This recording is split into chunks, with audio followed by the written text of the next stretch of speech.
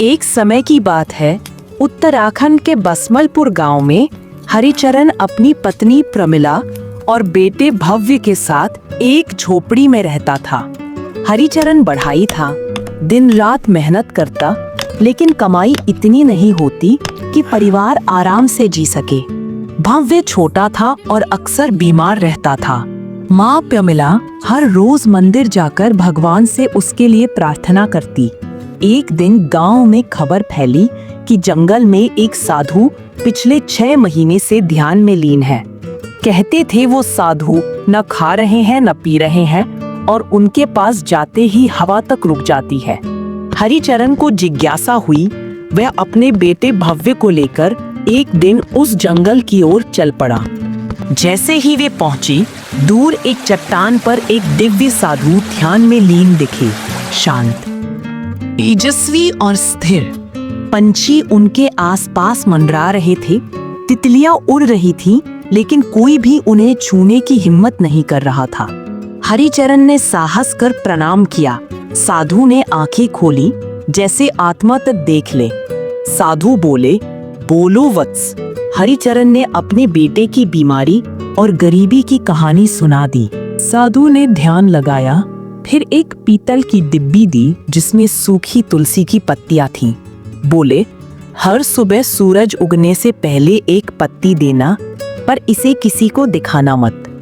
हरिचरण ने आशीर्वाद लिया और घर लौट आया। प्रमिला को सब कुछ बताया। अगले दिन से हर सुबह भव्य को एक पत्ती दी जाने लगी। कुछ ही दिनों में उसकी तबीयत सुधरने लगी। माँ की आंखों में उम्मीद की चमक लौट आई। 1 महीने में भव्य बिल्कुल ठीक हो गया, स्कूल भी जाने लगा। मोहल्ले में सब आश्चर्य में थे, लेकिन एक दिन आसमान में तेज हवाओं के साथ भयंकर तूफान आया। घरों की छतें उड़ने लगी, पेड़ टूट गए, नदी का पानी उफान पर आ गया। हरिचरण अपने परिवार को लेकर बाहर निकला, लेकिन चारों ओर पानी ही पानी था। गांव के लोग चीख रहे थे, मदद मांग रहे थे, लेकिन कोई रास्ता नहीं दिख रहा था। तभी भव्य को साधु की बात याद आई।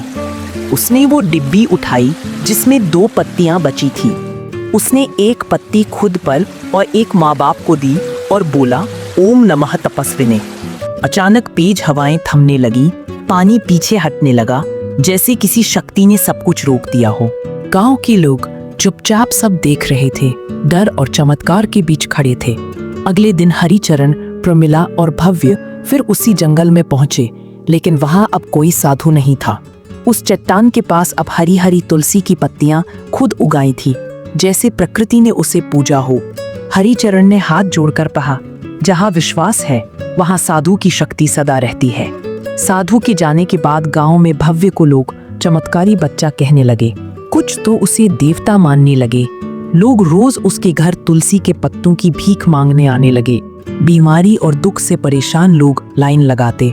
हरिचरण परेशान हो गया। उसने डिब्बी को ताले में बंद कर दिया और किसी को कुछ देने से मना कर दिया। लेकिन गांव के सरपंच के बेटे को जब बुखार हुआ, उसने जबरदस्ती पत्ती मांगने की जिद पकड़ ली। हरिचरण ने मना किया तो सरपंच ने पंचायत बैठा दी और कहा, जो सबका भला कर सकता है उसे रोकना पाप है। पंचायत ने फैसला सुनाया, डिब्बी गांव की संपत्ति है, इसे मंदिर में रखा जाएगा जिससे सबको लाभ मिले। डिब्बी को जबरन हरिचरण के घर से निकालकर मंदिर में रख दिया गया, लेकिन उसके बाद का पत्तियां जैसे सूखने लगी। मंदिर में रखा दीपक खुद ब खुद बुझ गया और हवा ने मंदिर के दरवाजे पटक दिए। गांव में अगले ही दिन भयानक बीमारी फैल गई। लोग खांसते, गिरते और बेसुध होने लगे। प्रमिला रोती हुई साधु की मूर्ति के सामने बैठ गई। हे तपस्वी बाबा, हमने लालच किया, अब हमसे क्षमा करो। उसी रात भव्य को सपना आया। साधु उनके सामने खड़े थे, मुस्कुरा रहे थे, लेकिन आंखों में कठोरता थी। साधु बोले, शक्ति को बांटना गलत नहीं, पर बिना संयम और नियत के वह विनाश बन जाती है। सीख, सच्ची शक्ति चमत्कार में नहीं, बल्कि विश्वास, संयम और निस्वार्थ सेवा में होती है। इससे भी मजेदार कार्टून वीडियो देखने के लिए ऑल स्टोरी के का जाना चैनल को सब्सक्राइब जरूर करें। धन्यवाद।